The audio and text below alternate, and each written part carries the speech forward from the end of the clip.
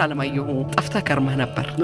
የይቅርታው ደብዳቤ ከላይ ያለው እኮ የሚያመች ነገር ስንጠብቅ ሳይታወቅ ጊዜውልም አለ። ለኛም የሚሆን ነገር ስናፈላልግ ግን ስራ እየተሰራ ነበር። ስራ እየተሰራ ነው። በይበልጥ ደግሞ እንደዚህ ረፍት ስታገኝ ደግሞ በፊት ያልዳሰስሽውንም አካባቢ ለመዳሰስ እድል ታገኛለሽ። እንደውም ሰሞኑን ስመለከት የነበረው እንደዚህ የማህበረሰብ እምነቶች አሉ አይደል? ፎክ ሪሊጅን ይሏቸዋል፣ ፎክ ብሊፍ ይሏቸዋል።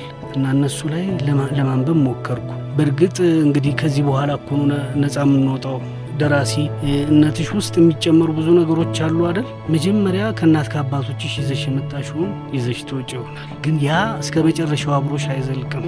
መሀል ላይ ያራገብሽ እንደገና እንድትርቂያቸው እንድታያቸው በደንብ እንዳታስተውያቸው የተከለከልሽውን ማንበብም መድፈርም ምናምን የምትችይበት ዘመን ላይ ነው አሁን። እና እነሱን ስመለከት እንዲህ ግሩም ነገር አለ መሰለሽ።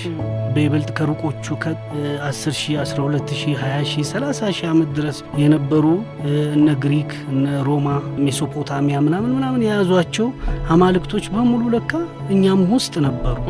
ሳናቅ የተዳፈነ የሚጻፍ ነገር ስላልነበረ አፍ ለአፍ ነው ቅብብሉ ደግሞ አይደል? እነሱን ስትመለከች የጎደለ ነገር አለ። ጸጋዬ እነዚህን ሊያሟላ በጣም ሲጥር ነበር። ትኩረት አልሰጠነውም፣ ጆሮ አልሰጠነውም። አንዳንዴ እንደ ቅዠት ነው ስንመለከተው የነበረው እንጂ ልብ ሰተን አላዳመጥነውም አይደል? አሁን ግን መለስ ብዬ ጸጋዬንም ስመለከት በእርግጥም ከነዛ ጋር የሚገናኝ ከአርኪኦሎጂ ጋር በደንብ ትክክለኛ መረጃ ያለው ከአርኪኦሎጂ ጋር የሚገናኝ እንደዚህ የሆኑ መረጃዎችም ያሉት አንዳንድ መዛግብቶችን ማገላበጥ እድሉ አገኘው። ህዝቦች በተለያየ መንገድ ማንነቴ ይታወቅልኝ፣ ባህሌ ይከበርልኝ ከሚሉት ጥያቄዎች ጋር አብረው የሚነሱ ነገሮች አሉ። ቅርስን የማይዳሰሰውን በተለይ እንግዲህ በፊት ሪቹዋልስ ናቸው፣ ለአማልክት የሚደረጉ ነገሮች ናቸው በሚል ትንሽ ገሸሽ የተደረጉት ነገሮች እንደገና አሁን የማሳየት ነገር እየተነሳ ይመስለኛል። ዘመናዊ ስነ ጽሁፍ በዚህ ረገድ ጸጋዬን ቅድም አንስተሃል። እምነትን፣ ባህልን የሚገልጹ ስርዓቶችን፣ ምልክቶችን፣ ዜማዎችን በምን መንገድ ተጠቀመባቸው ነው? ወይንስ የማይነኩ የማይዳሰሱ የማይነኩ የሉም? አሁን ይኸውልሽ አሁን የእኛ ችግሩ እሱ ነው። ከዚህ በፊትም ቢሆን ስትመለከቺ በአማርኛ ስነ ጽሁፍ ውስጥ በይበልጥ ለማጥናት ስትሞክሪ የክርስቲያናይዝ የሆነው ማለት በክርስቲያን ተጽዕኖ ስር ያለው መልካቸው ነው ሲገለጽ የነበረው። ይህ ማህበረሰባዊ እምነት የሚባሉትን በሙሉ ወይም ደግሞ በሙስሊም በኩል ያለው ተጽዕኖ እንዳለው ሆኖ ነው ሲገለጽ የነበረው። ሮዶልፍ ኑት ሞልቪየር የሚባለው አለ አይደል?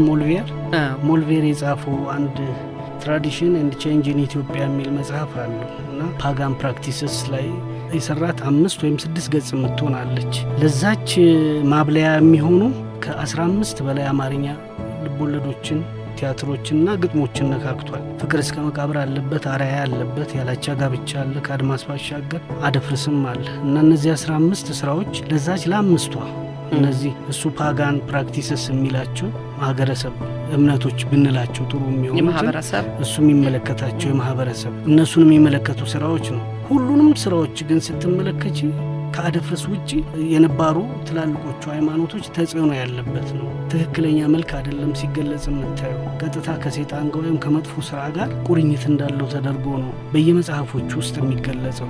የጥንቆላ ስራ አስመስለው ወይ መድኃኒት ማድረግና ያለ ማድረግ ወይም ደግሞ ተአምራትን ተጠቅሞ ጥቅምን የመሰብሰብ አይነት ነው ያለው እዚህ ላይ ስትመለከች። ምክንያቱም ክርስቲያናዊ ወደ ሆነው እምነት ምእመናኑ እንዲያተኩር ለማድረግ ከዚህኛው እንዲገለል በእውነትና ሐሰት መካከል ያለ ማስረጃ የተመረመረ ወይም የተኖረ መረጃ አይደለም እነዚህ መጽሐፎች ውስጥ ሲወጣ ያለው። ምናልባት ካሁን በኋላ ነው የተመረመረና የተኖረ መረጃ ሊወጣ የሚችለው። ከዛ በፊት ግን እንደሱ አይደለም። አደፍርስ ብቻ በተለየ መንገድ መጥቷል። በአደፍርስ ላይ ፍሬዋና አደፍርስ ወይዘሮ ማለፊያ ቤት ይገባሉ እና ማለፊያ ቤት ይገቡና ለመስተናገድ ነው ያተወልዱ ቤት ነው የከሳቸው ጋር ግንኙነት አላቸውና ቁጭ ሲሉ ሴትዮዋ ጉድ ሲሉ ጨሌ አድርገው በጨሌ ያምናሉ። ያው አደፍርስ ባህሪው ማደፍረስ ስለሆነ በጨሌ ያምናሉ። አምናለሁ እንጂ አምናለሁ። ሰው እንደ ቀልቡ ነው እንደ ውጤቱ እንደ ብጤቱ ነው እኮ የሚያመልከው አይደል? ስለዚህ አምናለሁ ይላሉ። እንግዲህ ዳኛቸው እሳቸውን ስትረንግ አቅም መስጠት ቢያቅተው አጠገባቸው ፍሬዋ እንድትቆም ያደርጋል። ፍሬዋ የምትላቸው አንዳንድ ነገሮች ስትመለከች በእርግጥ ነው እንዴ ልክ እንደ ክርስቲያኒቲ ወይም ደግሞ እንደ እስልምናው ይህንን ሀገረሰባዊ ወይም ደግሞ ማህበረሰባዊ እምነትን በአቻ እንድናየው ግድ የሚለን አባባል ነው የሚያመጣው። ለምሳሌ በሌሎች እምነቶች ውስጥ ያሉ መባያ ነገሮች አሉ። ለእግዚአብሔር ነው የሚተላለፈው በዛ በኩል እንጂ ራሱ አይደለም የሚመለከው። ምስልም ብታመጪ በክርስቲያን ውስጥ ወይም ደግሞ በሙስሊም ውስጥ የሆነ ነገር ብታመጪ ዋናው ዘሎ የሚሄደው የት ነው? ፈጣሪ ጋር ነው ሁሉም ነገር አይደል? ስለዚህ ጨሌዋም ወደ አልቲሜት ወደ ሆነው ጎል የምታስተላልፍ መንገድ ናት እንጂ ራሷ የምትመለክ አይደለችም። ጨሌዋ ላይ የሚቀር አይደለም። ልክ እንደሌላው መባያ ጨሌዋም መባያ ልትሆን ትችላለች።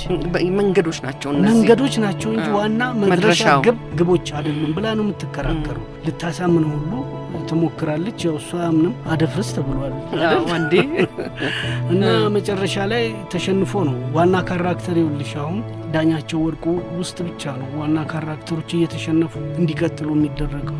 በበዓሉ ግርማ በሌሎቹም ስራዎች ውስጥ በፍቅር እስከ መቃብር ውስጥ ምናምን ስትመለከች ዋና ካራክተር ዋና ሀሳብ ማስተላለፊያ ምንጭ ነው ተደርጎ የሚታዩ። እዚህ ግን እየተሸነፈ እንደውም ሴትዮዋ የሚያቀርቡለትን በብስጭት አልጠጣም አልበላም እያለ ጥሎ ሲሄድ ነው የሚያበቃው። እና እነዚህ ነገሮች ምናልባት በዚህ በአቻ ዳኛቸው ወርቁ ባየበት መንገድ በአቻ የመታያ ጊዜያቸው ነው አሁን ብዬ እንዳስብ ነው ያደረገው። ምናልባት ያላቻ ጋብቻን ብንወስድ የአባማሚቶና የተጠርጣዩና እሱንም ያመጣል። ያው የተጠርጣዩም አለ ሞራ የሚያነበው አለ፣ ሌላውም አለ። ግን ከዛ ውስጥ ሲወጣ ግን ባዕድ እንደሆነ ነው ከናጠራሩ ስም የባዕድ አምልኮ ይባላል። ግን በእርግጥ ባዕድ ነው ወይ ብለን እንድንጠይቅ የምናደርግ ከሆነ አንድ ማህበረሰብ እንግዲህ ለረጅም ዘመን የኖረበት መላው ነው አይደለ? ዘዴው ነው፣ ብልሃቱ ነው፣ በዘዴው ነው። ሁሉም እንደሱ ነው። እና እንደዚህ አሁን ፍሬዋም የምትለው ልክ እንደሱ ነው። ለእኔ ምክር አድርጌ ያስኩት ነው። አደፍርስን ስትመክረው ምን ትለዋለች? የአገርህን ሰው እንደ ባይተዋር ሳይሆን እወጉ፣ ልማዱ እቅርሱ ውስጥ ገብተህ እወቀው። ማንኛውም የአገርህን ችግር በራስ አይን እየው፣ አስብበት፣ አውጠንጥ ነው። ጥሩን ገና ለገና ሰው በወደደው አትውደደው፣ መጥፎ ሰው በጠላው አታንጓጠው ትላለች። አደፍርስ እንደገና ማነበብ አለበት። አዲስ ይሄ እንግዲህ ለኛም የሚሆን ምክር ነው። በሚመጡት ስራዎቻችን ውስጥ በአቻ ልናየው ይገባል ወይስ አይገባም? በእርግጥ በሌላው ሰው ያንን ይሄንን የአቴቴም ሆነ ሌሎቹንም አይደል እንደ አገረሰብ እምነቶች የሚከተለውን ሰው ማንጓጠጥም መገዘትም እንዴት ነው? መገዘት እንኳን ሃይማኖታዊ ተልእኮ አለው መሰለኝ አይደል? ማንጓጠጥም ሆነ እንዲያፍር እንዲሸማቀቅ ማድረግ ተገቢነት አለው ወይ? ከራሳችን እምነት ዘለን ሌላው የሚያምነው ነገር ውስጥ በመግባት ጭምር ማለት ነው። እንግዲህ አቴቴ በአብዛኛው ከሴቶች ጋር የተገናኘ ነው።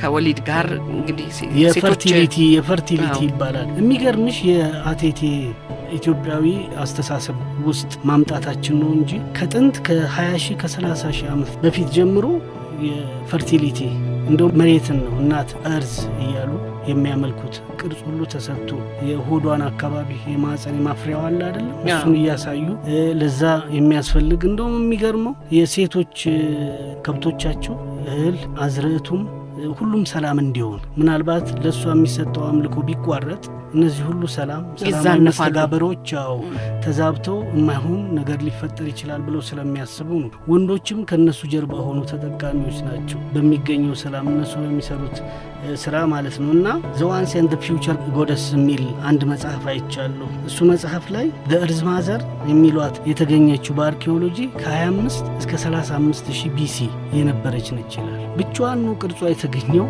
የሴት ወደ ሆዷ ሰፋ ያለች ጭንቅላቷ ጠበብ ያለ እና ማህፀኗ ላይ ብቻ ትኩረት ያደረገ ቅርጽ ነው የተገኘው።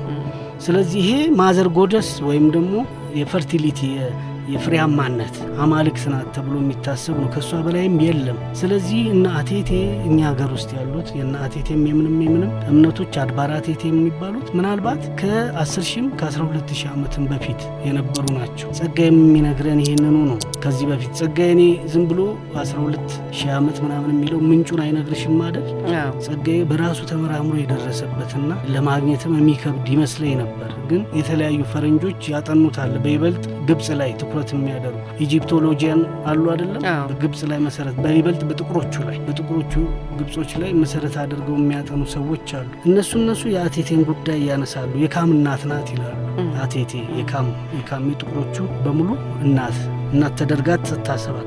የፀሐይ ጸዳል ይላል። ቅርጿም ደግሞ ምንድን ነው የሚለው? 2 ቀንድ። ለምሳሌ አንድን ከብት ከፊት ለፊቱ ስታዩ ቀንዱ የሚገናኝ ይመስላል አይደል? መሀል ላይ ክብ፣ እዛች መሀል ላይ ፀሐይ ያላት እሷ ናት ምልክቷ ነው የሚሉት። ብዙ ጊዜ ስትመለከች ባላ ይዘው የሚሄዱ አሉ አይደል? አንዳንድ እምነት ተከታዮች ሁለት ጫፍ ያለው ባላ፣ እሷ ባላ የእሷ ምልክት ናት ነው የሚለው። እዚህ በአርኪኦሎጂ የተገኙ ምስሎችና ቅርጾች ላይ መሰረት አድርገው ሲናገሩ ማለት ነው። ቀንዱ በዙሪያው እንደ ኳስ ክብ የገጠመ የሐውልት ጸዳል፣ የአክሱም ሐውልት አናት ልክ አይነት ነው የሚሉት። የአክሱምን አናት ስትመለከችው እሱ ነው እንግዲህ ወደ ምን መጣ ማለት ነው? ወደዚህ ወደ አገር አሰቡ እምነት ወይም ማህበረሰብ አቀፍ ወደ ሆነው እምነት መጣ ማለት ነው፣ አክሱምም ጭምር እና እነዚህን የሚያጠኑ ኢኤ ዋይልስ ባጅ የሚባል አንድ የጻፈው መጽሐፍ አፍሪካንስ አንዱ ግን እሱ እነዚህን ነገሮች ያነሳል። በይበልጥ እነዚህ የፍልስፍና ምንጭ የሚሆኑ ባህል አይደለም ቅርስ ስልጣኔ የሚባለው ነገር ላይ አፍሪካ የተጎዳች ስለሆነች ወደ እሱ አድርቶ ግብጽ ላይ ያለውን ስልጣኔ በሙሉ መነሻ ያደርጋል፣ የዓለም ስልጣኔ ምንጭ አድርጎ ያቀርባል። እና እነሱም አለ በተከታታይ ላያቸው የምፈልጋቸው ጸሐፊዎች አሉ። እንደዚሁ ጸጋዬ አልጠቀሳቸውም፣ ግን በሱ ስራዎች ውስጥ ቀጥታ ሪሌትድ የሆኑ ነገሮች የሚያነሳቸውን ነገሮች የሚያነሱ የውጭ አጥኚዎች አሉ። በይበልጥ ከግብጽ ጋር አገናኝተው ማለት ነው። የኢትዮጵያን ካርታ በጣም ይለጥጡታል። እንደምታይ ቅርጽ የለውም።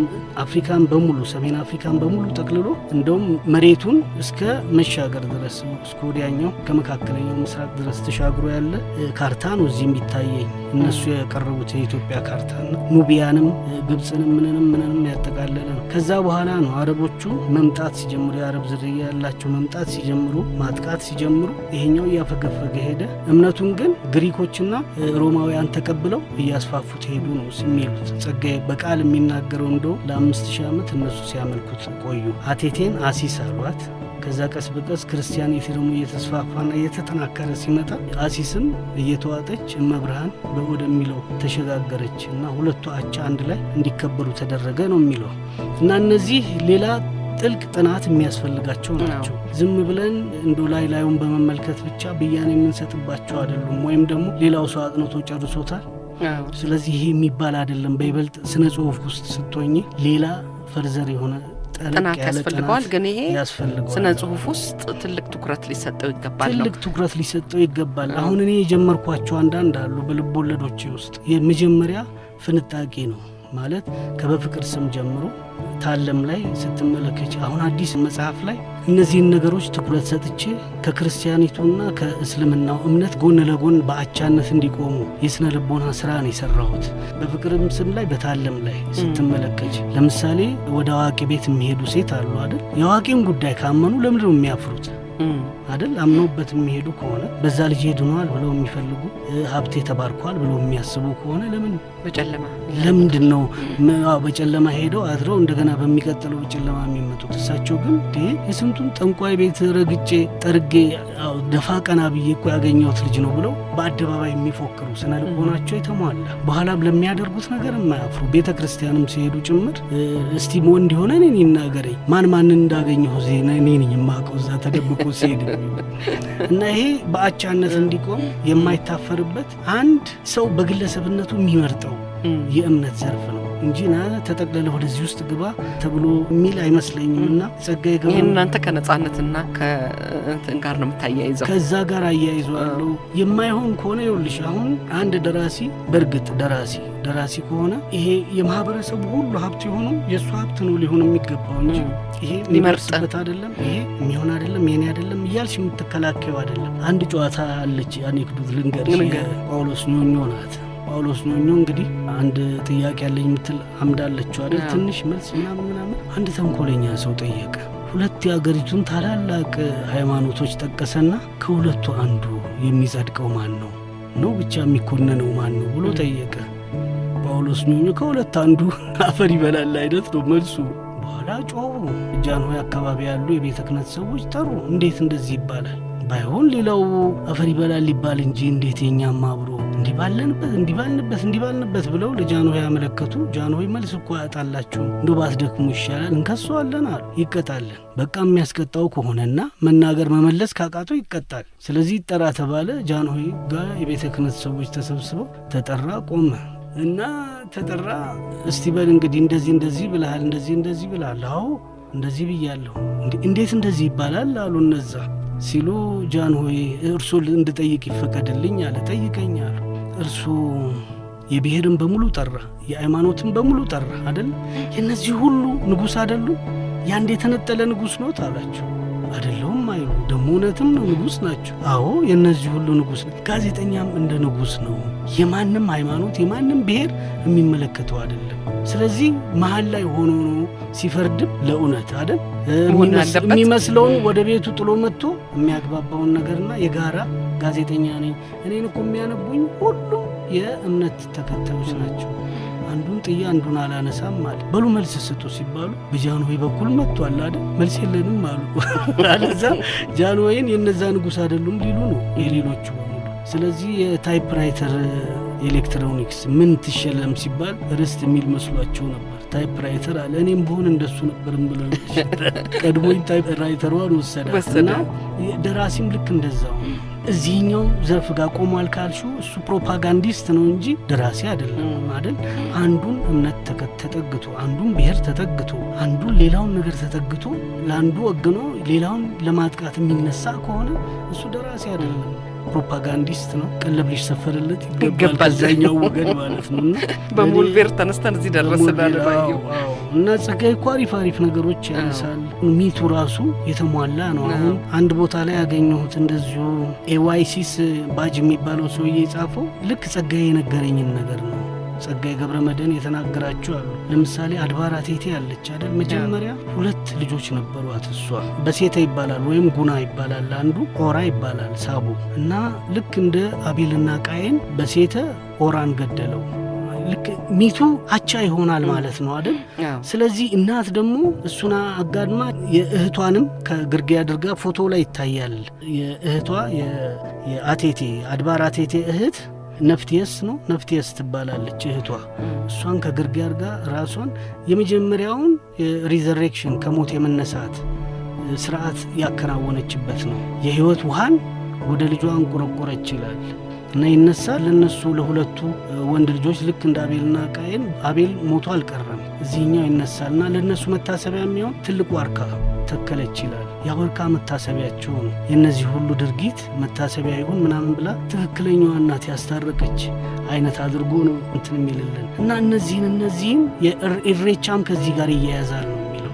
ኢሬቻ የእርጥብ የምናምን የዚህኛው መታሰቢያ ጭምር ነው የሚለው እና እነዚህን ነገሮች ኮምፓይል አድርጌ ጨርሻለሁ ብሎ ነበር አንድ መጽሔት ላይ። 27 ዓመት ሰርቼ ሁሉም ነገር እየተሰራ ወደ መጠናቀቁ ገደማ ነው ብሎ ነበር። ታመመ፣ አሜሪካ ሄደ፣ ሞተ። ምናልባት ለአዲስ አበባ ዩኒቨርሲቲ የተሰጠው ዶክመንት ውስጥ ካለ እነሱም መርጠው የሚያሳትሙበት እድል ቢኖር ምናልባት የተሟላ የኢትዮጵያን ሚት ማግኘት ይቻላል። እንደ ግሪክ እንደ ሮማውያን ምናምን ምናልባት የአማልክቶቹንም የጠብና የፍቅር አይደል የይቅርታና የሞት የመነሳት የምናምን ትርክት የተሟላ ትርክት የምናገኝበት እድል ይኖራል። እንደውም የሚገርምህ ነገር እንደዚህ አይነቶቹ የአማልክቶቹ የዚህ የሰውና የእንስሳ የሚለውን ሀሳብ ራሱ በቅርብ ጊዜ በሚታዩ ፊልሞች አሁን ምናልባት ወጣቶቹ ልጆች ጌም ኦፍ ትሮንስ ትላቸው ብዙ ጊዜ የተከታተሉት ነገር ነው። ከዛም በኋላ ደግሞ ሎርድ ኦፍ ዘ ሪንግስ የሚለው የሃሪ ፖተር እነዚህን ስነ ጽሁፍ ውስጥ ከቶ እንደገና እንደ አዲስ የማቅረብ ነገር ነው የምታየው አይደለ? እንደሱ ነው። ይኸውልሽ አሁን አልበርት አንስታይን ምን ይላል? ሚት የሚቀርበው ለተረት ሳይሆን ለሳይንስ ነው ይላል። ሳይንሳዊ ፍቺዎች አሏቸው ሚቶች በሙሉ ስትመለከቺ። የአንዳንዶቹ ክንፍ እግር ላይ ሆነው የመብረራቸው ፓወራቸው ኃይሉ ምኑ ለአዳዲስ ሲኒማዎች እንደ ምንጭ ሆኗል። ሳይንስ ነክ ሲኒማዎች በሙሉ ወደ ድሮ ሚት እየተመለሱ ነው። ወደ አማልክቶቹ ተግባር እየተመለሱ ነው። እነ ሱፐርማንን ስትመለከቺ ባትማን ምናምን እነ ሄርኩለስ ሁሉ አይደል? የሄርኩለስም የምን በሙሉ ስትመለከቺ አሁን ሳይንሳዊ ልቦለድ እየሆኑ በፊልም ውስጥ እየመጡ ነው። የኛም ሌላ ስነ ጽሁፉን ብቻ ሳይሆን ሳይንሱንም ሊያዳብር የሚችል መነሻ ሀሳቦች ይኖራሉ። ከዛ ተገኝተው እኮ ወደ ሳይንስ የተቀየሩ አሉ። ሚቱ እንደሱ ካለው አሁን የኛ ማአት አለ። የአባ ኪሮስን ገድል ስታነቢ የሚገርም ነገር አለው እዛው ውስጥ ከዚህ ወደዛ እንዴት እንደሚሄዱ የመነሻዎች ወደዛ ውስጥ በጥልቀት አንገባም እንጂ እነሱን ስትመለከች ከሚቶቹ ውጪ ደግሞ ገድላቶቹን ስትመለከች አዋልድ መጽሐፎች ውስጥ ያሉትን ገድል የነ ጊዮርጊስ አባ ዘጋስጫ እሳቸውን ሁሉ ስትመለከች የሚገርም አለ። ቅር ሲላቸው ሁሉ ቅርቦች ናቸው ለአምላክ ለነሱ ለሚታዘዟቸው ለሚያገለግላቸው። ማርያም ሁሉ እኮ ትቆጣለች ጊዮርጊስ ዘጋስጫን ደብተራዎች አላስቀምጥ ሲሏቸው እኔን ስላገለገለ ነው ምን ይሁን ብላችሁ ነው መቀመጫ የምትነሱት ይላሉ። ተጠርቶ አንዱ ደብተራ ከዛ ነው መጥቶ ያስተካከለው። እዚህ ያየሽ እነዚህ ሚቶች ለእኛ ነፍስ አሁን ለእኛ የሥነ ጽሑፍ ነፍስ የራቁ ናቸው። ፋንታሲን ወደ እንዳልከው እኔም ስነ ጽሑፍ ውስጥ ላመጣ እየሞከርኩ ነው። ጥሩ ነው። አለ ላይ አሁን እንደሱ አለች አንድ ዝም ብላ የምጠፋ አይነት አይደል። ተአምራትን በጊዜ ሂደት ስናየው እውነት እየሆነ ነው። እውነቱ ወደ ተአምር እየተቀየረ ጭምር ስለሆነ ማለት ነው። ጌም ኦፍ ትሮንስ ራሱ እንግዲህ የሰባት ነገስታት ሀገር እንደማለት ሆኖ እርስ በርስ ነጻ ልውጣ የሚለው አንዱን ለመያዝ የሚሞክረው የበረዶ ሀገር አለ፣ የሞት ሀገር ደግሞ አለ። የሞት ሀገር እነዚህ ሁሉ እነሱ ሪች ስለሆኑ ነው ስራዎቻቸውን በሙሉ በመዝገብ ይዘው አስቀምጠዋል። ለእኛም ተርፈዋል። እነዚህ ቅድም ያነሳናቸው ፈረንጆች መጥተው የእኛን ሰርተዋል። አንዱ ቅድም ያልኩሽ ሰውዬ ፍትሐ ነገሥትን መጥቶ አጥንቷል። የንግሥተ ሳባንም ታሪክ አጥንቷል፣ መጽሐፍ አድርጎ አውጥቷል። የእነሱን ጨርሰው ወደ እኛ ድረስ መጥተዋል። አየሽ እና የእኛ በመዝገብ ውስጥ የቀረበ አይደለም። እንደውም በጣም የገረመኝ አንድ ጸዳለ ታደሰ የምትባል ጥናት ሰርታለች። በቀይት ንዑስ ወረዳ የሚከናወኑ አገረሰባዊ እምነቶች ላይ ነው ትኩረት ያደረገችውና የአንድ አገረሰባዊ እምነት መለያው ምንድን ነው ብሎ ለሚነሳው ጥያቄ አንድ የተጻፈ ሪት የሆነ ዶክመንት አለመኖር ነው የአገረሰባዊ እምነት ዋነኛ መነሻው። ይሄ እንትን የሚል ነው። በሙሉ አገረሰባዊ እምነቶቻችን ተጽፎ የተቀመጠ ኮድ የላቸውም ማለት ነው። ስርዓቱ እንዲህ ይከናወናል፣ እዚህ ጋር እንደዚህ ደም ይፈሳል፣ ደም ከሌለ ሪሚጦ በዚህ ጋር ይደረጋል፣ እንደዚህ የሚል ምንም የተጻፈ ሪትን ዶክመንት የለም። ሁሉም አፍ በአፍ መተላለፉ ነው ጽሁፉን እንትን መኖሩ እና ሶስት አላች። አንደኛው በጽሁፍ የሰፈሩ መመሪያዎች የተደነገጉ ትእዛዛት የሌላቸው መሆናቸው ነው። ሌላው በቃልና በድርጊት ብቻ የሚተላለፉ መሆናቸው ነው። አሁንም ያንኑ ነው የሚናገር። ሌላው ደግሞ ከሚታወቁ የሃይማኖት መጽሐፍት ከታዘዘው ውጪ ሰዎች በራሳቸው ሃይማኖቱ የሚያዘው ከሃይማኖቱም ሳይወጡ የሚያደርጓቸው አንዳንድ ክንውኖች አገረሰባዊንም እምነት ይሏቸዋል ፎልክ። እነዚህን ማሟላት መቻል አለባቸው ነው። እነዚህን ካላሟሉስ በጽሁፍ ካሁን በወዲህ መቀመጥ የለባቸውም። እሷ የሰራችው ራሷ ጸዳለ ያነበብኩት ጥናት ስትመለከች የጭዳውን አይደል የአቴቴ ላይ ብዙ አለ። የጨሌውን የምናምን ስርዓቱን በተዋረድ ታስቀምጣለች። ቤቱ መጀመሪያ እንዴት እንደሚጸዳ ከብቶች አካባቢ ከሆነ ጭዳኑ ዛጋ ከብቶች እንዳይተናኮል ነው። እንግዲህ ለካ ቦረንና ትቻ የሚባሉ ሁለት ርኩስ መናፍስት ናቸው። በጠቋር ስር የሚተዳደሩ ናቸው አለ እና እዛ ቦረንና ትቻ አባትና ልጅ ናቸው። ከብት ያጠቃሉ፣ እንዳይወልድ ያደርጉታል፣ አመለኛ ያደርጉታል ከብቱን ማለት ነው። እና እነሱ ደግሞ በየመስኮቱ በምኑ የሆነ እየተሽለኮለኩ ለነሱ ድርጎ ማቅረብ ማለት ነው። አሁን የምታርጅም ከሆነ ከብቱን ይህ ቦቃ ያለውን እሱን ታርጅና ደግሞ እዛ ጋር ታስቀምጫለች። ፈርስንም ምኑንም ስርዓት አለው። ብቻ የሚበላው የሚበላ ከዛ ሪሚጦ 3 አለ ተሰርቶ እንግዲህ ከብትን በሰላም ለማሳደር እነዛ እንዳይተናኮሉ ለማድረግ የሚሰጥ ስርዓት ነው፣ የሚከናወን ስርዓት። መጀመሪያ ከብትሽ በዛ እንደሚጠቃ እምነቱ ካለ አይደል ያን ስርዓት ማከናወን ምንድነው ጉዳቱ ብዬ እኔ ራሴ ጠይቃለሁ። አንዳንድ አደፍርስ ላይ ሴትዮዋን የሚከራከራቸው አንዱ ይሄ ነው። አምጥቼ ነው ልጣሉሎት ይላል። የመጣል ጉዳይ መስሎት ነው። አይ የት ትጥላለህ? ስንት ትውልድ ሲወርድ ሲዋረድ የመጣ እኮ ነው መጣል። አሁን እሱን ጥለሆነ ሰው ሆናለሁ ይላሉ። አይሽ አሁን ሰዎቹን ነው ታርጌት ማድረግ ያለበት አይደል? አንድ በእምነቱ ላይ የሚሰራ ሰው ካለ ታርጌት ማድረግ ያለበት ሰዎቹ ላይ ነው። ሰዎቹ ስነ ልቦናቸው የሚጎዳ ከሆነ አይደለም ያንን እቃ በማስተውሽ ሴሬሞኒውን ጨሌውን አንስተሽ በመጣልሽ ወይም የቦረንትቻ ስርዓቱን ወይ የጭዳ ስርዓቱን እንዲያቆሙ በመከላከልሽ ስነ ልቦናቸው የሚጎዳና መዓት ይደርስብኛል ብለው የሚቀመጡ ከሆነ ሌላ ኪሳራ ነው ማለት ነው አይደለም። እንግዲህ ይሄ የአብዮቱ ጊዜ ነው። የአብዮቱ እንደሆነ ከ66 በኋላ በአብዮቱ ወቅት ነው በአብዛኛው እንደውም የተከሰሱ ታሰሩ የሚል ነገር ነበር። አልማየሁ ሞገስም ችግር ውስጥ ነበሩ። ከዛ በኋላ ነው የባህል አብዮቱማ ክርስቲያኑንም ሙስሊሙንም ፕሮቴስታንቱንም አልቶም ልጆች ሆነን እዚህ ብርሃንና ሰላም ፊት ለፊት እንሄድ ነበረ። የፕሮቴስታንት ቸርች አለ። መጽሐፍ ቅዱስ እናገኛለን በነጻ ልጅ ሆነን እሱን እናነባለን አይደል? እዛ የሚቀመጥ ነው በየእንትኗ ውስጥ እሷን ይዘን እንመጣ ነበር። ደርግ ዘጋው። እዛ ሲሰበሰቡ የነበሩትንም በተነ። አብዛኛው እኮ ተዳክሞ ነበር አይደል? ይሄ ቦረንትቻውንም አቴቴ የሌሎቹንም ፕራክቲሶች ብቻ ሳይሆን ዋና ዋናዎቹንም ተጭኗል። ይሄ የታወቀ ነው በዛ ዘመን ውስጥ። ስለዚህ ተጭኖ እንዳይንቀሳቀሱ ግን እነኚህ ኦርጋናይዝድ የሆኑት መዋቅር ያላቸው እንትኖች እንደገና ተመልሰው መነሳት ቻሉ። ለመጠየቅ ሞከሩ። የቅይጥ ኢኮኖሚ እኮ እነሱንም አካቷል አይደል? እና ይኸውልሽ ስርዓተ ክንዋኔ ናቸውን እንዳለ ታደሰ ሰርታለች። አዎ የስድስት ዋና ዋና መናፍስት አሉ ትላለች እሷ። አንዱ ጠቋር ነው። ሁለተኛው አዳልሞቴ ነው። ወሰን ገፊ፣ አዳኝ ወርቁ፣ ብራልንጋ፣ ቸሩባዶስም የሚባል አለ። እና ጉዳት እንዳያደርሱ የተለያዩ ስርዓት አላቸው። ስርዓት አለ። አንዱ የጫት መቀቀል ስርዓት ነው።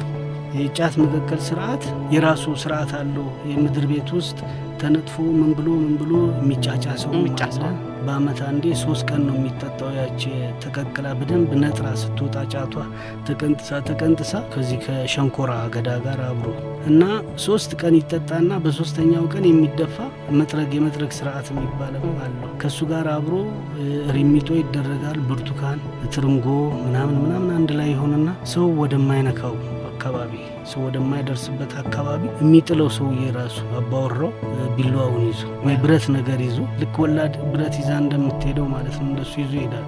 እና አንዳንድ ነገሮች ስንመለከት እንዳይተናኮል ነው። አንዳንዶቹን የእርድ ስርዓቱን ስትመለከች አሁን በየትኛውም የአበሻ ቤት ውስጥ ያለ ነው። አሁንም ቢሆን አንድ ደም ቢላዋውን ስታስቀምጪ ነው እርዱ የተከናወነው አይደል? ሁለተኛ ጎበኑን ታስነክያለሽ 2 ደም ነክተሽ። ሶስተኛ ደግሞ ያረደው ሰውዬ ከቤት ሳይወጣ ሌላ ሰው አይገባም፣ አለዛ ጭዳ ይሆናል ይላሉ። እሱ እዛ ቤት ውስጥ ያለው በሽታ በሙሉ እሱ ላይ ይሰፍራል። ስለዚህ አንዳንድ ተንኮለኞች ሆነ ብለው በዛች ሰዓት ላይ እንድትመጪ ያደርጉሻል። በጠንቋይ ምርሪት ማለት ነው። እና እዛ አካባቢ ያለው በሽታ ሰውየው እንዲሸከሙ፣ አለዛ ዶሮም ቢሆን በግም ቢሆን የዛ የጭዳውን የተዞረበት የሚባለው ማለት ነው እንደሱ ይደረግና ይጣላል። የዛ ሁሉ በሽታ ተጠቅልሎ እዛ ውስጥ ተቀመጠ ይባላልና ድሮ እኔ መንደር ውስጥ የብዙ ሰው አርዳለሁ አይደል? እዚች ውስጥ ያለው እየዞርኩ ዱርዬ ነበርኳ። 4 ኪሎ ውስጥ በቃ አይደል ኳስ ስትጫወች ናይ ይላሉ። ብዙ ወንድ የሌለበት ቤት አለ።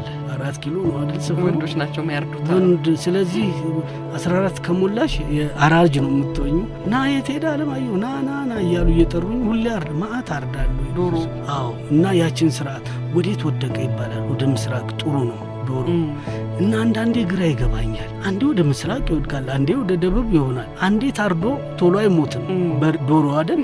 አንዳንዴ ደግሞ ቶሎ አንገቱን ቀጥሾ ቶሎ ይሞታል። እና አንዱ ቤት እድሜ ረዥም ነው ሲንደፋደፍ ማለት ነው።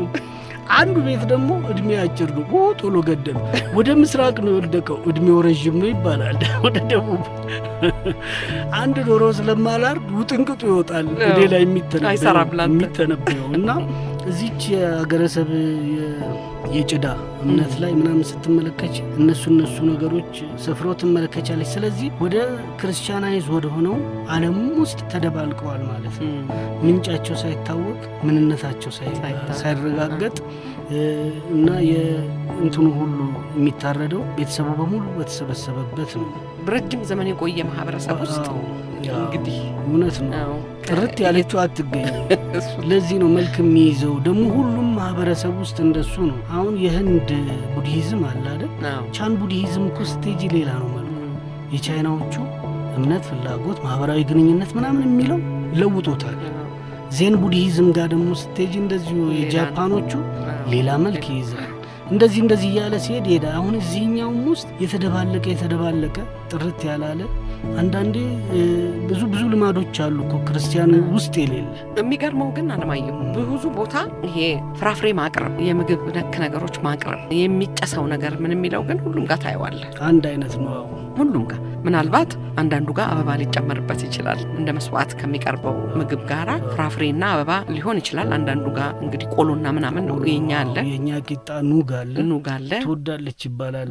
እሱ ግን ይኸውልሽ ሁሉም የሰው ልጅ ታሪክ ውስጥ ስትመለከች አግሬሪያን ሶሳይቲ አይደል ከምግብ ጋር ነው ግንኙነቱ የነበረው አንድ ወቅት ላይ። አሁን ያደጉትን አሜሪካንን ምንም ብትመለከች የትኛው የእንግሊዝም 17 16ኛው ክፍለ ዘመን ምናምን ስትሄጂ ከምግብ ጋር የተገናኘ ሪቹዋል አላቸው። መንፈሶቻቸውን ያሉትን መንፈሶች አማልክቱንም ምኑንም የሚያደንቁት የሚያከብሩት ምስጋና የሚያቀርቡት ከምግብ ጋር የተያያዘ ስጦታ በማቅረብ ነው። ስለዚህ የዚህኛው የአግሬሪያን ሶሳይቲ በእርሻ ላይ የተመሰረተ ኑሮ ያላቸው ሶሳይቲዎች በሙሉ ከምግብ ጋር ግንኙነት አላቸው። ማህበራዊ ህይወታቸው ለምሳሌ አንዳንድ ሁሉንም ድግሶች ስትመለከች የኛ አይደል አመታዊ ድግሶች በሙሉ ሰው እየተጠራራ ይበላል፣ ዘመድ ይተያይቃል፣ እንዲህ ይላል። ምግቡ ግን ሴንተር ነው የሚሆነው። በግ ታርዶ አይቀርም፣ ዶሮ ይኖራል፣ ዶሮ ቅርጫ ይገባል። ሁሉም እዛችሁ ላይ ያኔ ነው ቤቱ ተሟላ ተብሎ የሚታሰበው። ይሄ የአግሬሪያን ሶሳይቲ ባህሪ ስለሆነ ነው። እና እነዚህኛውም የአቴቴም የምንም ስትመለከቻቸው ከዛ ጋር እርድ ነው የሚከናወነው። እንደውም እዚች ወተቴ ላይ አሁን የምናነሳት አለች ፍስሐ በላይ ይማም፣ እሷ ላይ እንደውም እንደ ገዢ እኮ አታስጨንቅ። አጠገባችሁ ያለው ወንዝ ዳር ሄዳችሁ ከተማምጡ ነው። አሽኮቴውም እዛው አለ፣ ሎሚውም እዛው አለ አይደል? እንደው ከሌላችሁ በቀላሉ ይገኛል። በቀላሉ የምንበላው ነው ቂጣ ዘወትር ቆሎ የምንበላው ነው አቅርቡ የምትለው። አስጨናቂ አምላክ አይደለችም ነው የሚሉት መንፈሷ። እና እሱን እየታመጫለች። በሱ ተጨማሪ ላይ ደግሞ ዘፈን እንግዲህ ይኸውልሽ ስነ ጽሁፋችን የዘመናዊውን ዘፈን ያህል አልተጠቀመም። በእነዚህ መሰረት ላይ ራሱን አስታኮ ማለት ነው። እስካሁን ያየናቸውን ነገሮች ወደ ስነ ጽሁፍ ውስጥ ማምጣት አልቻልንም። ግን እንግዲህ ደግሞ ምናልባት ወደዚህ ወደ ወተቴ ጋር ስንገባ አመታዊ የሆነ ስነ ስርዓት ማክበር ብቻ ሳይሆን ከህመም ጋር ደግሞ የሚመጡት አሉ። የፈንጣጣ በሽታ ኩፍኝ ሲሆን እንዲህ ሲሆን ሁልጊዜም እምነት እንደሱ ነው እኮ። እምነት አንድም የተሻለ ነገር ለማግኘት፣ ሁለትም ከመጥፎ ነገር ለመራቅ ነው አይደል? ስለዚህ ይችኛው ወተቴ እንትን ፈንጣጣ የምትሆን ናት። መንፈሷ ፈንጣጣ ትሆናለች። እና ፈንጣጣ ስትሆን ተቆጥተሽ ምን ብለሽ በሕክምና በምናምን የምታባረደዋል ተለማምነሽ ነው። እንግዲህ ስርዓቱን ስትመለከቺ ፍስሐ በላይ ይማም የጻፈውን ስርዓት ስትመለከቺ አንድ ትልቅ እንግዳ የሚሸኝበትን ነው እነሱ እንትን የሚሉት። አርቱ ራሱ እዛ ውስጥ የሚያድግበት መንገድ የሚገርምሽ ነው። መጀመሪያ አንድ ወተቴ የታየበት ፈንጠቅጠቅ ያለችበት ፈንጣጣ ማለት ነው እንዳትጎዳው መለማመኛዎች ይደረጋሉ። ቅድም እንዳልነው ነው። አሪቲ ይመጣል፣ አሽኩቲ ያለ ቄጠማ ይመጣል፣ ቂጣ፣ ኑግ ምናምን ቆሎ ነው። እነዚህ ነገሮች ይዘጋጃሉ። ከዛ ውጪ ለእንግዳ የሚሆን ደግሞ ጠላ፣ ድፎ ዳቦ ይጋገራል። እንዲህ እንደ ድግስ ነው የሚሆነው። ሰው ሁሉ ስራውን ጨርሶ ማታ ሲመጣ እሷን ይከባታል። ልክ በሽተኛው እሷ ትመስላለች ያንን ልጅ የያዘችው አይደል? ስለዚህ ለእሷ መዘፈን እንኳን ደህና መጣሽ አይነት ዘፈኖች አሉ። እንግዲህ እነዚህ ዘፈኖች ናቸው ወደ ዘመናዊ ዘፈን ውስጥ ገብተው። እንኳን ደህና መጣሽ እንዴት ነበር ግጥሙ? ትዬ እንዴት ውለሻል፣ እሜቴ እንዴት ውለሻል፣ አምረሻል አሉ ተውበሻል የሚል ዘፈን እኮ አለ በየአይደል? እኔ የሰርግ ዘፈን ነበር ቢመስለኝ። ትርንጎ ጣፈጠሽ ወይ አስቀመጥኩሽ ከሙዳይ፣ አሪቲው ጣፈጠሽ ወይ ጎዘጎዝኩት ካልጋሽ ላይ፣ ማሬ ሸተተሽ ወይ ጠጄ ሳሩ፣ ያኖርኩልሽ ተወንበሩ፣ አይዋ ጉባው ባለሟሏ ነው የሚል አለህልኝ ወይ ካጠገቧ፣ እትዬ ልጆችሽ ደህና ናቸው ገስግሼ መጣሁ አይቻቸው። የእሷን ልጆች ነው እኮ የእቴቴ መንፈሷን። እና እሷን አሁን የሚቀበሏት በዚህ ዘፈን ነው። ከዘፈኑ በኋላ ደግሞ ቲያትር ሁሉ አለ። የሚገርም ነው። አሁን ሰዎቹ እንደዛ ማታ ይሰበሰባሉ። ይሰበሰቡና ይችን እየዘፈኑ ትንሽ ይቆያሉ። ሲደክማቸው ደግሞ አረፍ ይሉና ወተቴ እንዳትቆጣ ደግሞ ወግ ያመጣሉ። ለምሳሌ ትላንት የቀረሰው አለ አይደል? ሳይመጣ ያዙልኝ እጁን ያዙ ዋሲጥራ ይባላል። ያ ሰውዬ ምን አረኩ ይላል። ትላንት አልመጣህም፣ ወተቴን ጥለህ ጠፍተሃል፣ ስለዚህ ታገትልኝ ይከሰስ ይባላል። ክርክሩ ይቀጥላል። ያልመጣሁት በዚህ ነው እንደዚህ ነው ይላል። ፈረስ አገባለሁ ምናምን እያሉ ይከራከራሉ። ከብት አገባለሁ ይሄ ውሸት ቢሆን ምናምን። መጨረሻ ላይ ሲፈረድበት በቃ ከብቱ ይሸጥና እንግዲህ ይሸጥ ማለት ይለወጥልን ነው። ለወተት የሚመቸው 50 ሎሚ ያምጣ፣ የበሰለ ሎሚ፣ ጠጄ ሳር ያምጣ። እዛው የሚያገኘው እፍኝ ደግሞ እቅፍ እቅፍ ቄጠማ ያምጣ፣ ለሷ የሚያስፈልገውን ነገር በሙሉ አሪቲው አሽኩቲውን ያምጣና ይቅርታ ይጠይቃት ይባላል። በነጋታው እሱ ይዞ ይመጣል። ለዛው ለማድመቂያው ነው የሚሆነው ማለት ነው። ሌላም አሉ ሽማግሌና አሮጊት ሆነው የሚቀባበሉት አሉ። እሟሄ ይመጣሉ። እንግዲህ እንደ እሟሄ ለብሰው ነው ሰው በዛ ሰዓት ላይ ይመጡና እንዴት ዋላችሁ ይላሉ። እንደ ቲያትር ነው እኮ ሽማግሌና አሮጊት ሆነው አባይ ሆይና እሟሄ ነው የቲያትሩም ስም። እንግዲህ ተሰብስበው ነው እንዴት ዋሉ፣ ሰው አያችሁ፣ አይተናል፣ ረጅም ነው ተቀምጧል፣ ቀይ ነው ተሸፋፍኗል፣ አንተስ ዋዘኛ ነህ፣ ዋዘኛስ ክራር ነው፣ ክራርስ ጥዝ ይላል፣ ጥዝስ ንብም ይላል፣ ንብስ ጥቃቅን ናት፣ ጥቃቅንስ ጤፍ ናት፣ ጤፍስ ጣፋጭ ናት፣ ጣፋጭስ ወተቴ ናት። መልሰው እሷ ጋር ደረሱ ማለት ነው አይደል? ይሄ ይኸውልሽ አንድ የአገጣጠምም ስልት ሊሆን ይችላል እኮ አይደል? አዎ። አንድ ልጅ በፍቅር ስሜን መጽሐፍ ሲመረቅ ፍቃዱ የሚባል ልጅ መጥቶ ልክ የዚህ አይነት ረጅም ግጥም አቅርቦ ነበር። ትዝ ያለኝ ይችን ሳነብ ነው። እንዲህስ እንዲህ ነው፣ ኧረ እንዲህ ነው፣ እንዲህ ነው። ጨዋታ ነው በራሱ የግጥም ስልት አለው አይደል? አዎ። ቴስት አለው፣ ዜማ አለው። እነዚህን ወደ ዘመናዊ ስነ ጽሁፍ ውስጥ ቢያመጧቸው ትልቅ ጥቅም ያላቸው አይነት ነገር ይሆናሉ። አባሆይ የሚመጣሉ እንደዚህ እና መጨረሻ ላይ የምትሸኝበት ዘፈን ሁሉ አለ። መሀል ላይ ሲደክማቸው እንግዲህ ሲረግፍ ነው መጨረሻ ነው፣ ሲሞትም ነው። ልጁም ቢሞትም አሸኛኘት ይደረግላታል። ወተቴ ምን ይደረግ ከሷ በላይ ማን አለ አይደል? ፈረደች፣ ገደለች፣ ማዳን ሲገባ ማለት ነው። እየጠበቀች ነው እንግዲህ ፈንጣጣ የመጣባቸው ልጆች በሙሉ አንድ ቤት ውስጥ አስቀምጠው ነው ይህንን ሪቹዋል የሚፈጽሙት። ግን ልጁም ቢሞት ምን ይደረግ? እናትየው ደግሳ ጠላውን አድርጋ ዳቦን አድርጋ ኑ ሸኙልኝ ትላለች። ያሸኛኘት ስርዓት አለው። መሀልም ላይ ይዘፍናሉ። በሙዳይ አኑሬሻለሁ፣ በሙዳይ አኑሬሻለሁ፣ ወልጄ እከትብሻለሁ፣ ያው በሷ ላንቺ እሰጣለሁ ማለት ነው። ትንሽ አለሽ ወተቴ ጉማታ፣ አለሽ ማሪዋ ወሮታ፣ ልጅ ወልጄ ሳምኩለታ። እነዚህ የሞቱባቸውም ናቸው። እንደ አዲስ የመውለድ ተማጽኖም አለበት እና የመጨረሻ ላይ የአሸኛኘት ስርዓቱ ላይ እንግዲህ የራሱ ያረገው ጥናት ነው ይሄ። አዎ ይሄ የራሱ ጥናት ነው። በጣም ጥሩ ነው ያስቀመጠልን። ሌላ ቦታ የትም አላገኘሁት። ደግሞ የሚገርመው ማጠቃለያም አለው። አሸኛኘቷ ደግሞ ሆድ የሚበላ ነው። ይኸውልሽ እንግዲህ ልክ አንድ ዘመድ መጥቶ እንደሄደ ራቅ ብሎ 1-2-3 ኪሎ ሜትር የሚያክሰው ሄዶ ቤት ይሰራል። ትንሽ ቤት ናት። እንደ ውሻ ቤት የምታክል ትንሽ ቤት ይሰራል። ውስጧንበት ትቀለቀለቃለች። ልክ እንደ ደህና ቤት ተደርጋ ነው ትንሽ ቤት የምትሰራው፣ ውሻ ቤት የምታክል። ከዛ ለሽኝት ያስቀመጠው ሰውዬ ይመጣል፣ ያን ቤት የሰራው። ከዛ ነው የሚዘፈንላት፣ ይደገሳል። የሽኝት 1 ሳምንት ምናምን ነው። ልጆቹ ዳኑ፣ ካልዳኑ የሞቱትም ሞቱ። ከዛ በኋላ ሽኝት ይደረጋል። ሽኝት ላይ የሚዘፈን ዘፈን አለ እንግዲህ የሚታወቅ ነው። ማርዬ ማሮራ ምናምን የሚል ነው። አትሂጂብኝ ማሬ ቡንኜ አገሯ ልትሄድ ነው፣ የሰው አገር ሰው ውል የለው እያሉ ነው የሚዘፍኑት። እንግዲህ የሰው ሀገር ሰው ናት፣ ሊሸኟት ነው በግዷም ቢሆን አይደል? ትልቅ ሰው ቤት ገብተሽ ልድርሽ፣ ምን ነው ማሬዋ መሄድሽ፣ አትሂጂብኝ ባክሽ፣ ለእከሌ ልዳርሽ፣ ምን አደርጋለሁ እምቢታልሽ፣ ወፌ ትከተልሽ እያሉ ነው የሚዘፍኑት።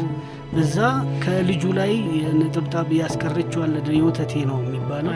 እሱን በጥጥ ያደርጉና ሸፋፍነው እንደዚህ በቃ ከሱ ላይ ያለውን ሸፋፍነው ይሄ የሚያስፈልጉትን ነገር ትሩንጎውን፣ ቂጣውን፣ ምኑን፣ ሎሚውን ምኑን ይዘው ይሄዱና እዛች ቤት ውስጥ እንደ ሽኝት ነው ይቀመጣል። እዛች አስቀምጠው መለስ ብለው ሲያዩ ይመለሳሉ ወደኋላ። እና ስትሸኝ የሆነ 15 ቀንም ቢሆን አብራሽ እያዘፈንሽ እስቲ እንጠይቃት ተብሎ የሚካሄድላት አደል ወተቴ።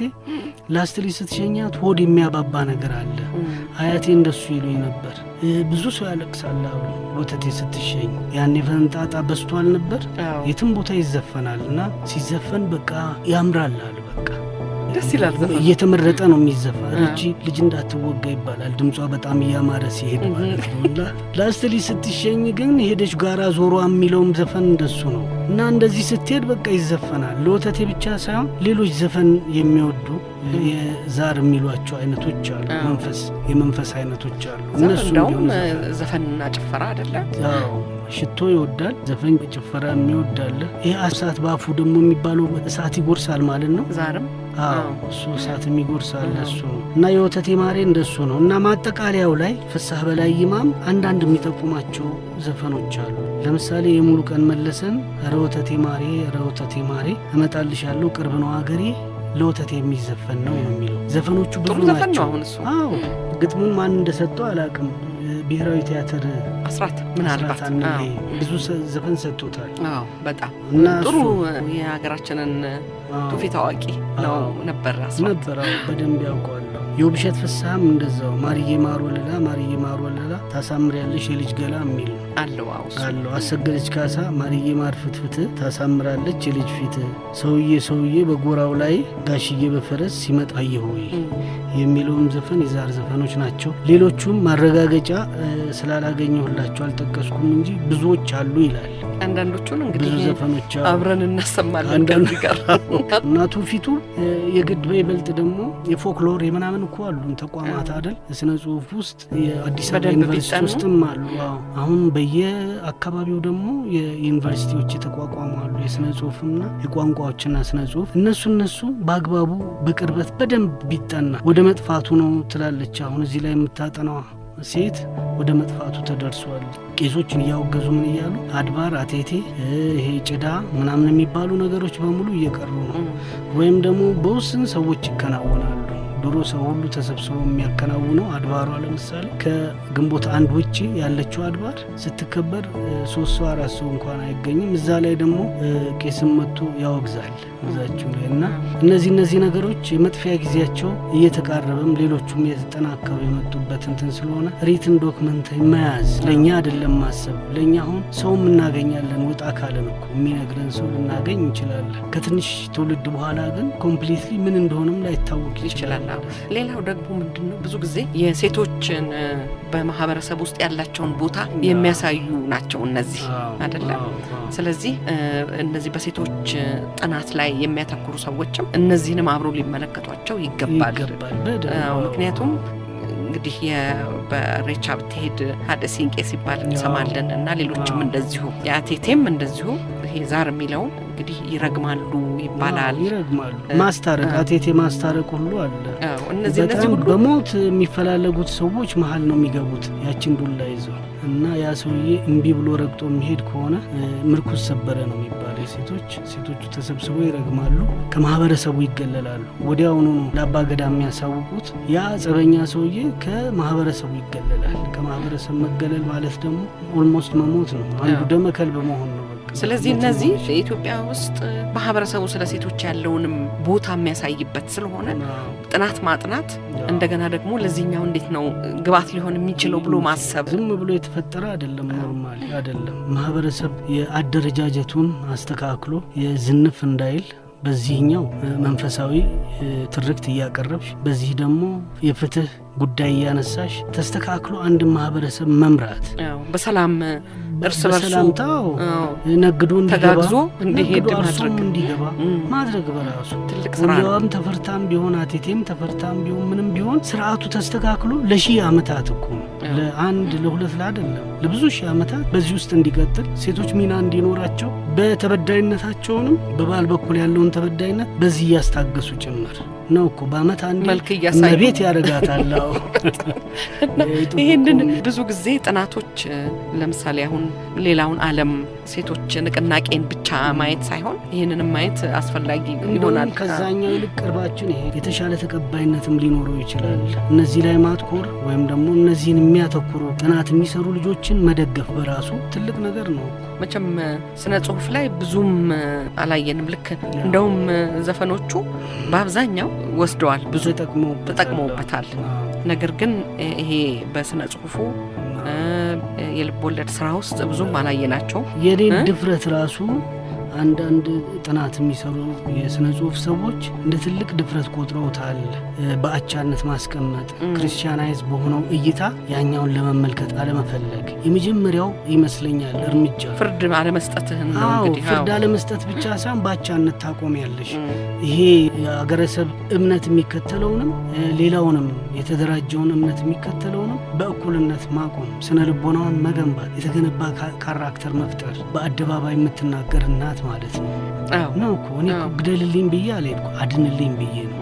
ስነ ልቦናው በራሱ የተተካና ለክፋትና ለደግነት የሚሰራ የተለየ ነገር የለም፣ በሙሉ ነው። እንደገና ቢሆን የልጅ የእምነት ተቋማት ይህንን ቢያደርጉ ትክክል ሊሆኑ ይችላሉ። ግን ሌሎቹ ተቋማት ከዚህ ውጭ መመልከቻ አይን መፍጠር መቻል በተለይ የፈጠራ ጥበብ ውስጥ ያሉ ሰዎች ቅድምም ጋዜጠኞች ብለሃል። ይሄ መበየን አንዱን ወገን ይዞ የመበየን ነገር ላይ ጥንቃቄ ማድረግ ያስፈልጋል ነው አይደል? አለማየሁ ያስፈልጋል በጣም እውቀት ይቀድማል እንግዲህ ለዚህ አይደለ? አለማየሁ መቅረብ፣ መተያየት፣ መመርመር፣ መኖር ከተቻለ ደግሞ መኖር ቢቻል። እኔ እንግዲህ ኖር ያለው አይደል? ይኸውልሽ አድባሬ ልንገርሽ እንግዲህ ሴት አያቴ የድንጋይ ሙቀጫ አላቸው። 4 ኪሎ በጣም ጥሩ ሰፈር ስለኖርክ ነው እኮ አይደል?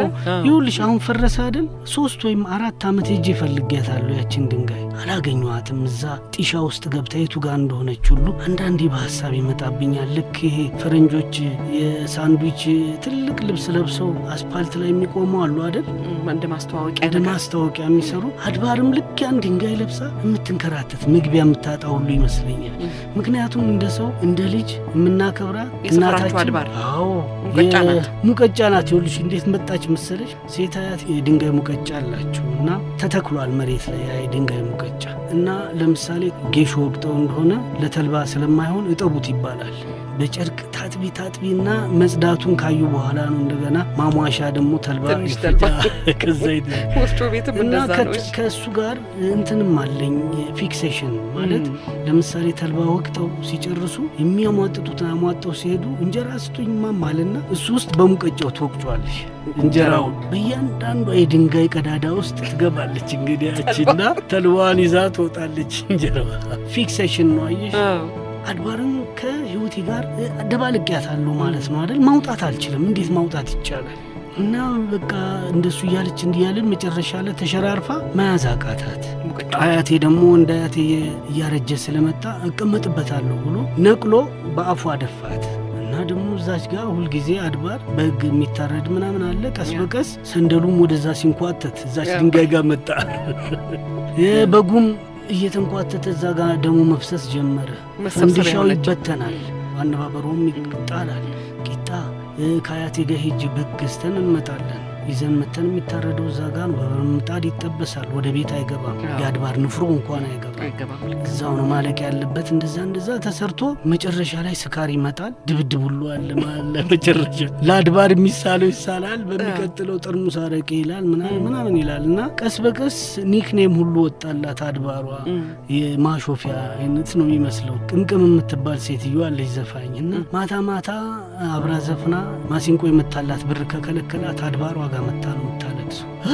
አንቺ አድባር አፈሪ አንቺ አድባር እያለች በቃ ታለቅሳለች። እንዲህ አድርገሽ ይሄው ወስዶ ቀምጦኝ እንደ እሱን ነገር ካላሳየሽ ትላለች። ሁሌ ሌሊት ለቅሶ ነው እዛ ጋር እዛች አድባር። ስለዚህ የቅምቅም አድባር ግፈኛ ስለማይጠፋ በሀገሩ የቅምቅም አድባር ተባለች። ላስትሊ መፍረስ መጣ እና የወንድ አያቴ ደግሞ የሚገርመኝ እሷን ትቶ ወንበር አዘጋጀ መቀመጫ ለአድባሯ ፊት ለፊት ነው የሚቀመጠው እና እኔን የሚፈልጉ ጓደኞች አድባሯ ጋር ቆሞ አለማየሁ እያሉ ሲታሉ ከአድባሯ ትከሻ ላይ ዞር አትልም ወይ ይላል።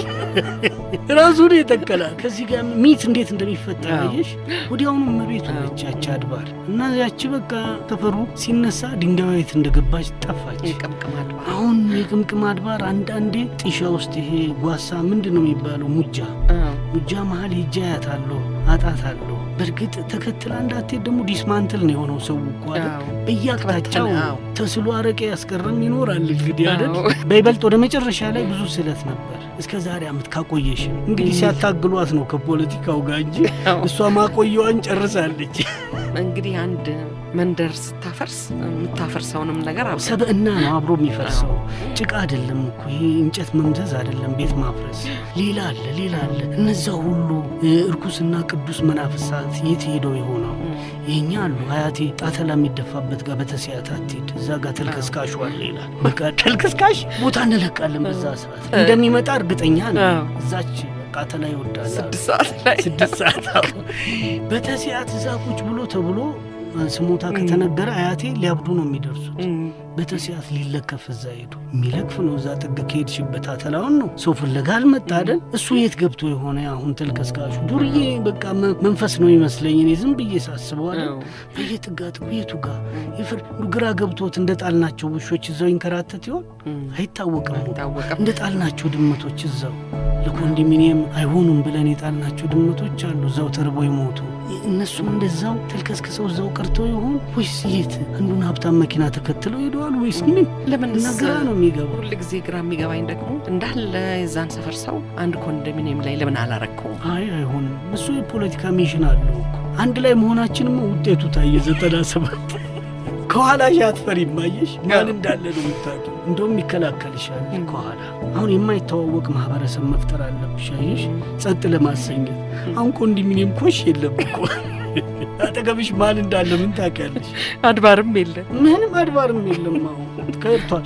ኮሚዮናል አለ እዛ ውስጥ ነው በግሽና አስገብተሽ አንዴ የሚሸጡ ይመስላሉ። በተራ እንደውም ሳቬጅ ነገር ይመስልሻል። በተራ 20 አቁመሽ ማረድ እዛ በመደድ እና ነገሩ ሁሉ እንዳይሆን ሆኗል። ለእኛ ላይፍ ስታይል የማይመች ነገር ነው። ግን ደግሞ ስነ ጽሁፋችን ኪነ ጥበባችን ደግሞ እነዚህን ደግሞ በደንብ አድርጎ መመርመር ማየት አለበት። አለማየሁ ለማስቀረት ጥረት አድርጌያለሁ። ልክ ነው። በይበልጥ ደግሞ ይሄ ነባር መንደሮች አካባቢ ያሉትን ፕራክቲስስ ሆነ ብዬ ተከታተይ። አሁን ያቃተኝ ከአዲስ አበባ ወጥቼ ማየት ነው። ከአዲስ አበባ ወደ ወሎም ወደ ጎንደርም ወደ ጎጃምም ወደ ደቡብም እየሄድኩ ነገሮችም 1 2 ወር 3 ወር 4 ወር እየተቀመጥኩ የማይበት እድል ቢኖር ጥሩ ነበር። የተለያዩ ምክንያቶች ማህበረሰቡ የፈጠራቸው ስርዓቶች አሉ። ጫካውን ለመጠበቅ የአየር ንብረቱን እግረ መንገዱን ለመንከባከብ ከብቶቹን ለመንከባከብ። እውነት ነው። ዝም ብሎ አለ ነገር እንደው በድድብና የተፈጠረ አይደለም። ሁሉም መስተጋብሩ። ለምሳሌ አንድ ማህበረሰብ በትውልድ የተዳከመ ከሆነ ትውልድ የሚጠናከርበትን ነገር እዛው ላይ ይፈጥርልሻል። 1 ወንድ 2 3 ሴት እንዲያገባ ምናምን የሚሉት ሌላ አይደለም። አካባቢያቸው ያሉ ሶሳይቲዎች በጣም ተጠናክረው ሊውጧቸው ደርሰዋል ማለት ነው። አንዳንዴ እንደውም ሄደው ዘረፋ፣ የልጅ ዘረፋ እኮ ነው የሚካሄደው። አሁን በቅርብ ተካሂዷል ጋምቤላ ውስጥ አይደል? አዎ ልክ ነው። እና የልጅ ዘረፋ እኮ ነው፣ የትውልድ ዘረፋ። ትውልድ እዚህ ጋር ያለው ትውልድ ሊጠፋ ደርሷል። ሴቶቹ ተመናምነዋል፣ የሚወለደው ቀንሷል አይደል? አንድ ቀን በአጎራባች ያለው ተቀናቃኝ ያጠፋዋል። ስለዚህ በቻለው አቅም ሄዶ አጥቅቶ ህፃናቶቹን በሙሉ ሰብስቦ ይመጣና የራሱ ልጅ ያደርጋል። ከዛ በኋላ እነሱ ሲያሳድግ ለሱ የሚዋጉ ይሆናሉ፣ የሚከላከሉት ይሆናሉ። ሌላ አይደለም። ብዙዎቹ ነገሮች ከዚህ ከህልውና ጋር ይያያዛሉ። የመኖር ህልውና፣ የመቀጠል ህልውና፣ ያለመጥፋት ፍላጎት ደግሞ አለች እዛው ውስጥ አለች። ስለዚህ መመርመር፣ ይሄንን መመዝገብ፣ ማየት በጣም ያስፈልጋል። የኔ ጓደኞች በሙሉ ልብ ብሎ መከታተል መቻል አለባቸው። መጽሔፍ መሸሻ ያዋጣ። ሁሉንም ነገር ተቀብሎ ከእናትም ከአባትም ከወገንም ገጠርም ዘመድ ካለ እዛ የሄዱ ሰብስቦ ማምጣት ያስፈልጋል። በጥሬው ደግሞ ሊነበብ የሚችል ነው። ይሄ ማህበረሰብ ጥናት ከሆነ የግድ ቀባቡኝ አይልም። ሳህን በደንብ አድርገን አየንለት። እሺ አለማየሁ በጣም ነው የማመሰግነው። ወደፊት ደግሞ እንደዚሁ እንቀጥላለን። አይን ከፍተናል። ጆሮ እንደፈቀደልን አድማጮቻችን እንደፈቀዱልን እንወያያለን። በጣም አመሰግናለሁ። ከእኛ ጋር ስለነበሩ አድማጮቻችንንም እናመሰግናለን።